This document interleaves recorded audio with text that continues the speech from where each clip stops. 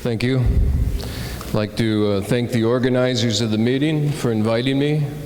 I'd like to thank those of you who are here to listen to my presentation. It's nice to be with you. I'm going to discuss different types of lighting that can be used in layers. Now we have more choices than we had before. Each light type has advantages and disadvantages.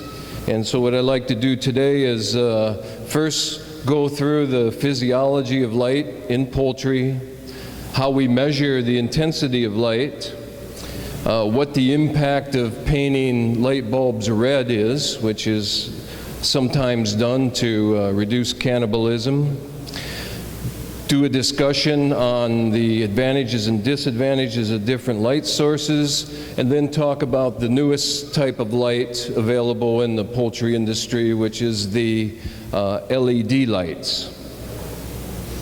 So I think we all understand that birds have tremendous ability to see. Their vision is much more acute than ours. Of course, the birds flying in the air can spot prey on the ground, so their ability to discriminate shapes and movement is better. And what we'll see also here later in the presentation is the bird's ability to detect different spectra of light is different than ours. The lights can have a profound impact upon the production of the flock.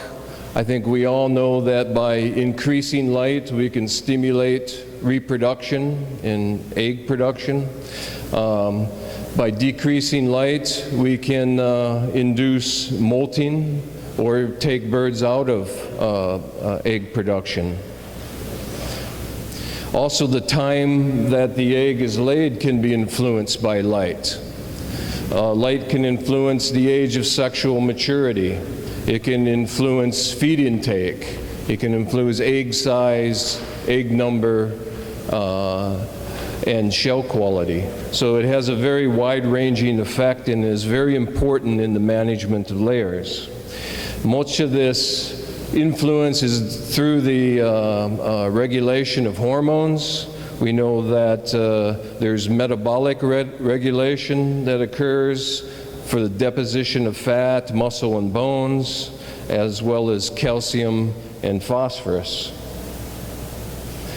If we look at the world, our universe, we can define it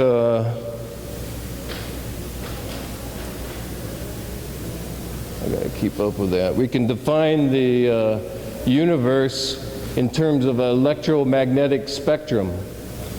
And so we go from radio waves, television waves, radar waves, and then in the middle here there's a very narrow band of electromagnetic energy, and that's the visible light we see. So our perception of the world is really just through this very narrow area in the total electromagnetic spectrum.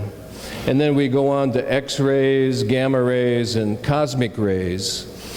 And I think it's very interesting to know that when you measure electromagnetic energy, you're looking at wavelength. And if you look at the wavelength of a television wave, the length of that wave is the same as a skyscraper, as a very tall building. It's a very huge wave. When you get to radar waves, they're the size of a human. Are we okay in the translation?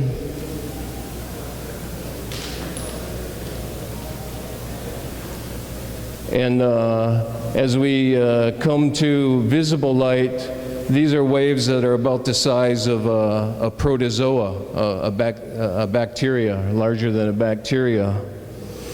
By the time we get to gamma rays, they're atomic size, and cosmic rays are subatomic size. So there's quite a wide variation in wavelength.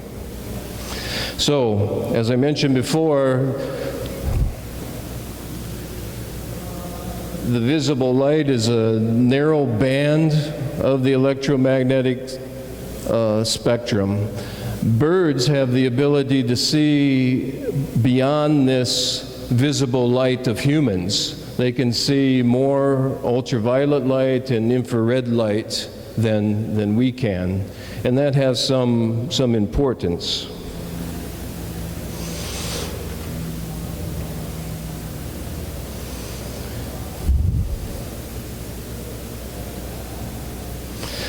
So, the ultraviolet light that birds can see has influence on their metabolism of vitamin D and calcium and phosphorus. Also, we know that birds have 4 different cones in their retinas to see different color. This contrasts with humans, which have only 3. Birds also have an additional cone that allows them to detect movement.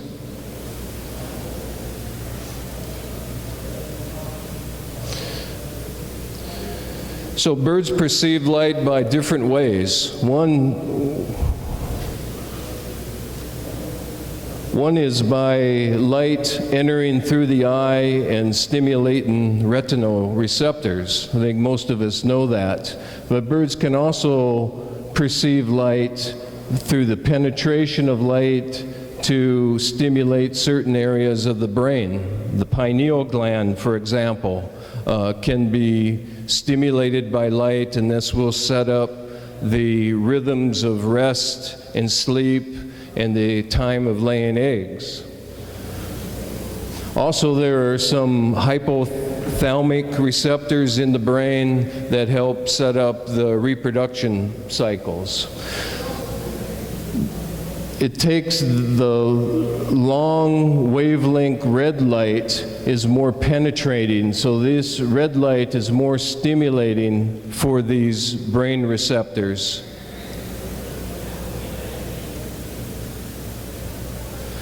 Generally speaking, in poultry, and this has been better established with broilers, is that blue-green light is stimulatory for growth, while red light tends to stimulate more reproduction.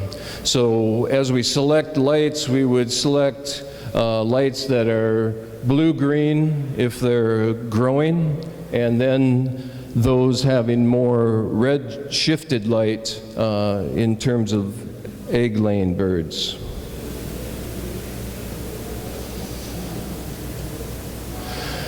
When we measure light, we need to consider the range of light or of color that birds can see, and this is a human. This is the human photopic peak. So this is where we see color the best, at 560 nanometers. But if we look at chickens, we realize that they actually have 3 photopic peaks. So their ability to look at blue, green, and red spectrum light is greater than humans. And you can also see there is an additional peak here in the ultraviolet range. So to best measure the light intensity, we need to consider the ability of birds to see different color.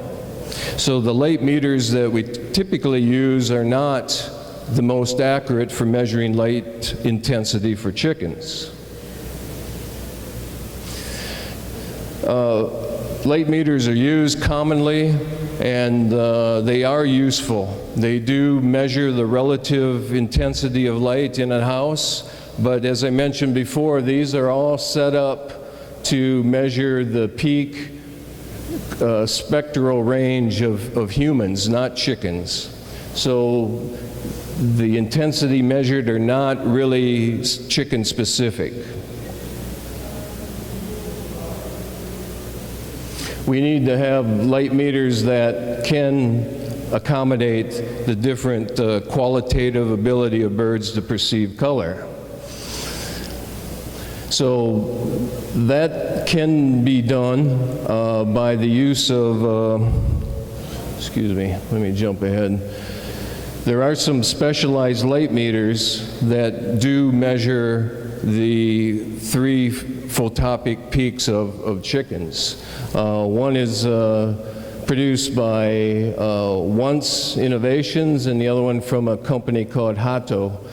These are the best way of measuring intensity, but they're very expensive devices, usually about $1,500 or $3,000. So most poultry producers do not use these.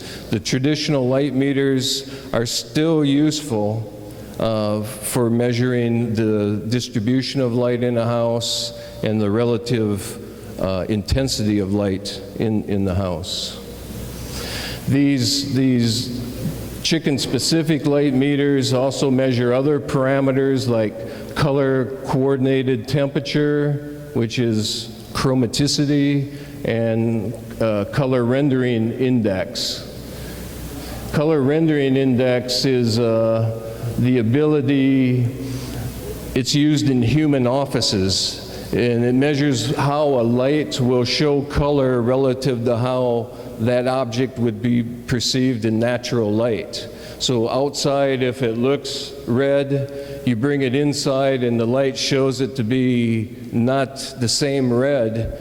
That is how we measure with color rendering index. So it's on a scale of 1 to 100, where 100 is an exact match of the light source with artificial or with natural light.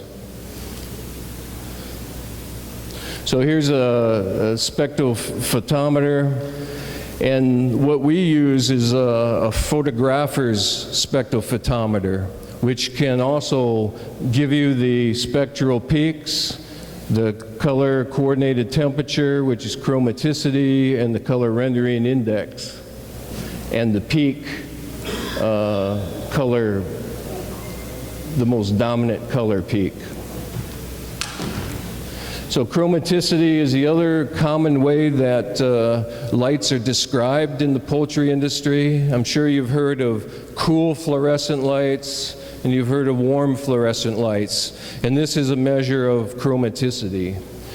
If we look at neutral white light, it's about 3,500 degrees Kelvin, and as we describe cool lights, they're usually greater than 4,000, and then warm lights are less than 3,000.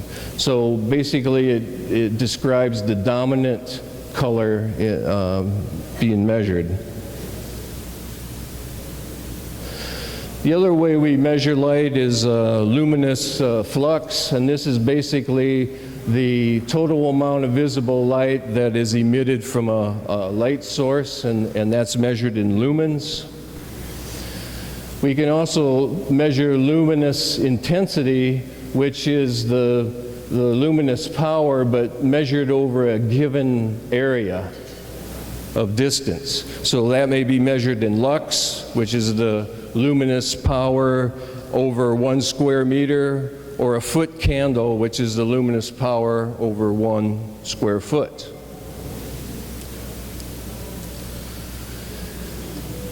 So the intensity of light, luminous intensity, would be dependent upon the distance where you're measuring with the light meter from the source of light. The light's the same, but closer to the light, the intensity is greater.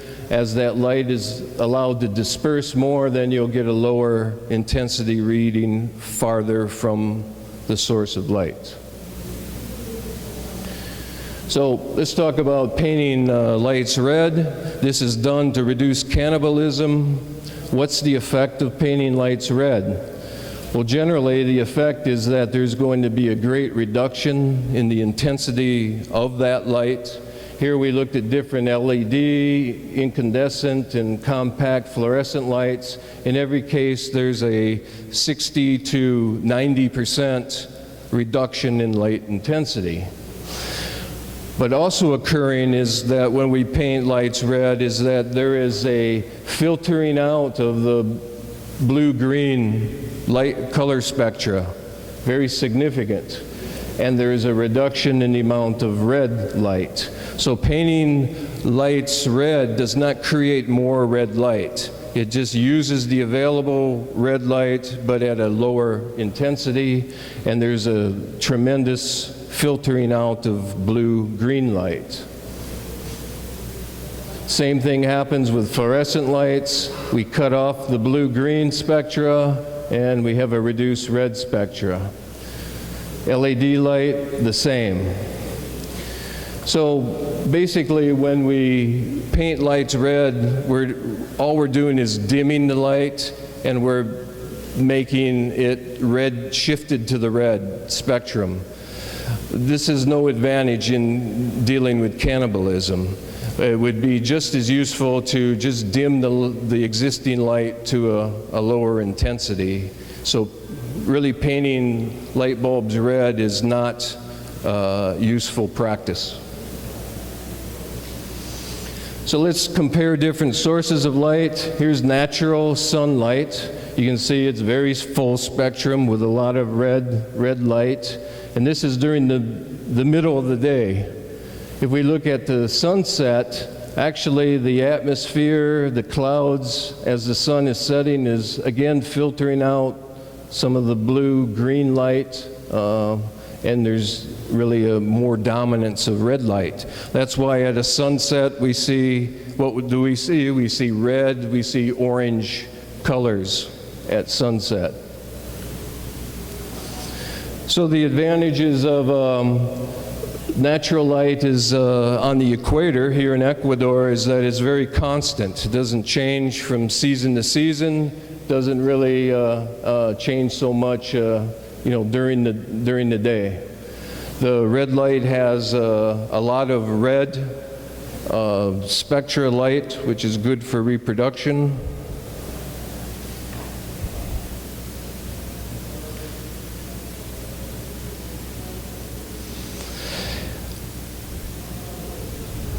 And houses that are open, using natural light may require little to no artificial lights, particularly here in the equator region. The disadvantages of natural light is that from sunrise to sunset, there's change in the spectral quality. From season to season, there's big changes as we go to the more northern and southern latitudes. We may see that the light intensity within an open house changes during the course of the day as light enters different parts of the house. And the light intensity of natural light is very high. Direct sunlight is 60 to 100,000 lux. So you may argue, what is the effect of us applying artificial light that has 20 lux of light? Does that really have a lot of influence when birds may be exposed to such a much higher amount of light? Yeah. Okay, thank you. Also, the high intensity of natural light may cause aberrant behavior, pecking, vent pecking, feather pulling, things such as that. Here's incandescent light. This is a traditional light bulb, the screw-in type glass light bulb. You can see that this has a lot of red light, and in fact, this continues on into the infrared zone tremendously. And 90% of the energy of an incandescent light is actually the generation of heat, not light.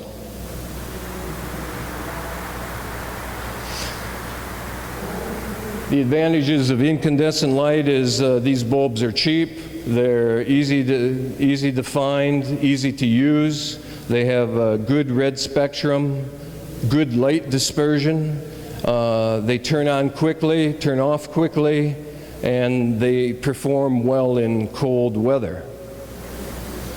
The disadvantages are they have a short lifespan, they have to be changed frequently, they're made of glass and metal, which makes them easy to break, And as I mentioned, 90% of the energy used is just generating heat and not light, so they are very inefficient compared to other sources of light. And in many countries, energy efficiency standards are being imposed, and incandescent lights usually do not meet that requirement. If we look at fluorescent bulbs, we have generally two types. We have cool fluorescent bulbs, which have a lot of blue-green spectra, and we have warm fluorescent bulbs, which have more red, or no, sorry, this is cool with more blue-green light. Fluorescent bulbs are much more efficient. They also are inexpensive. They have a very wide range color spectra, so they're good. They can be made either warm or cold depending on the phosphors they use in the construction of the light bulb. So they can either be warm or cool, and they have a very long history in the layer industry. Oh, sorry. The disadvantages of fluorescent bulbs are they contain mercury, so the disposal is problematic. It's common that there are spiral type of fluorescent bulbs, and these are difficult to clean and make sanitary. They're also like incandescent bulbs made of metal and glass, and so can be broken easily. They take several minutes to power up and to power down. So in applications where you're turning the lights on and off frequently, fluorescent bulbs are not the best. In cold weather, their performance is quite low.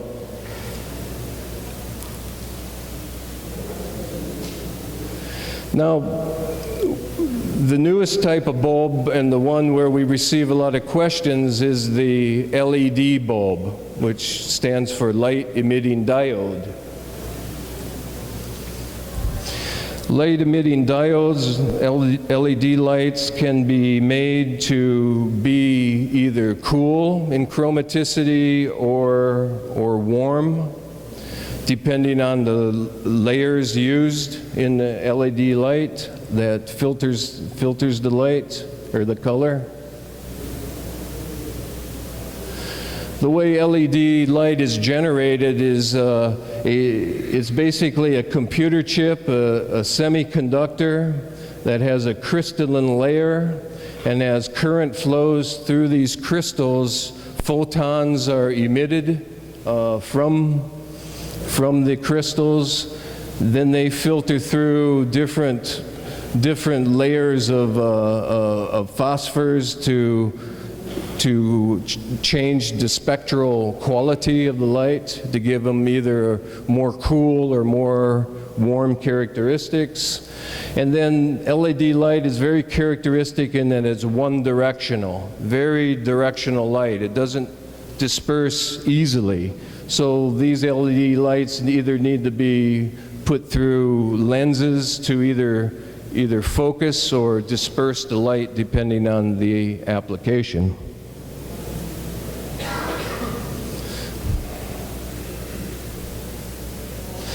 The advantages of LED is they also provide a full spectrum of light, and they're typically the most efficient light in terms of the lumens per watt. But LED lights are not available in high wattages. Usually a 8-watt LED is the highest you can find.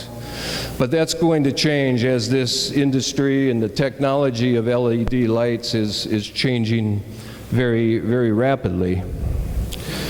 Also, LED lights are not made of toxic materials, so they're easy to handle and dispose of, and they can vary in their color spectrum depending on the different layers of filters you construct them with.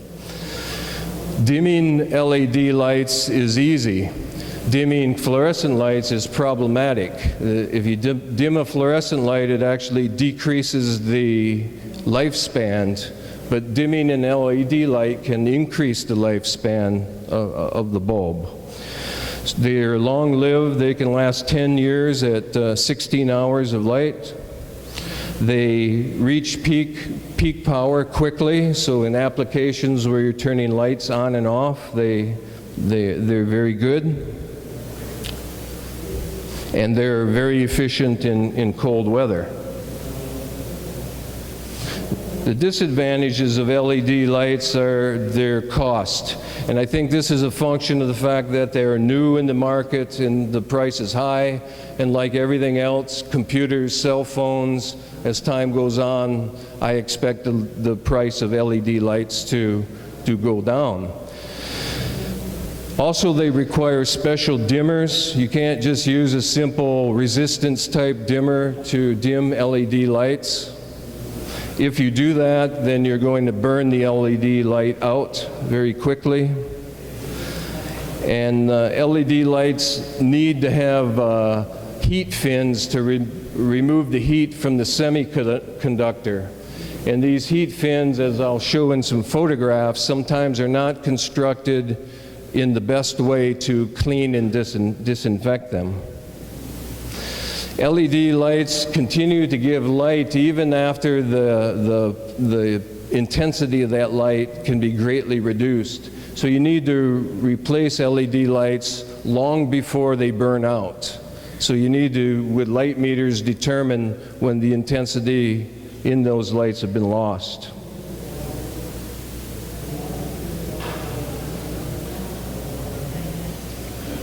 Okay. I think I talked about this, excuse me. The dispersion of light is very important discussion with LED. As I mentioned, it's a very directional light. It tends to just go in a straight line, where incandescent light bulbs and fluorescent light bulbs will disperse light and diffuse the light much, much better. So this directionality of LED light can be an advantage where you want to focus light in a certain place, but it can be a disadvantage where you want to illuminate a large area. So what they tend to cause is, on floor applications, LED directional light will give what we call spotlight, where it'll be a very bright area, but then relatively dark outside that area. And the same thing in cages, where we want to disperse light to all levels. LED light may not work as well. Here we can see just the shape of the bulb influences the angle of dispersion, and that angle of dispersion affects the intensity of the light and also the intensity of that light.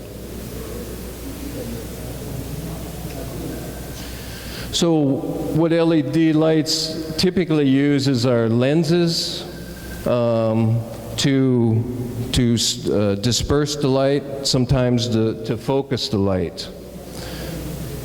Here's an example of an LED light in a cage operation. It illuminates the walkway, but does a very poor job of distributing that light to the birds and to the different levels. So we would need to select a light that had better light dispersion than these did. Here on a floor operation, again, we have a very poorly dispersed LED light. Is creating a shadow, very sharp shadow underneath the drinker line and underneath the perch. And you can see here's eggs being laid in that dark area. So these lights need good dispersion to be appropriate in poultry. The way we measure that dispersion would be measure the intensity of the light bulb directly below the light bulb and then a distance away from that. And here we looked at different LED lights and compact fluorescent lights, and we can see here that these two particular lights are very directional. They would make very sharp shadows and would not be good in a cage lane operation. Here we can see that example again. Here's a poorly dispersed light, makes almost an identical shadow of the hand, where a better dispersion of the light makes it fuzzier. So these are part of the selection criteria we need to keep in mind when we select bulbs. And what we want is an example like this, where we've got a light giving very good dispersion of light to the feed troughs at the top and the bottom of the cage battery. So when we select LED lights, we need to keep in mind that they're probably the future for the poultry industry. They're going to become cheaper, they're going to become higher wattage and even more efficient. But there's many types out there, and some are absolutely wrong for poultry operations. So you need to really look at the dispersion of that light and get in with light meters to actually see that light is being distributed properly. There are some poultry-specific LED lights where companies have looked at this in depth.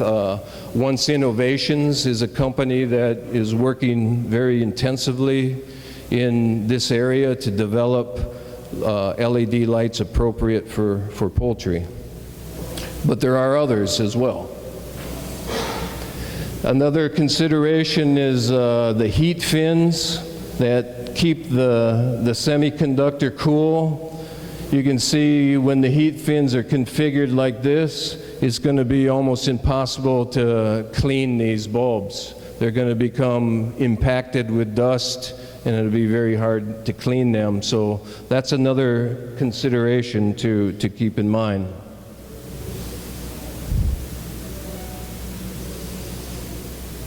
Okay. I hope this was informative, and I appreciate your attendance. Thank you.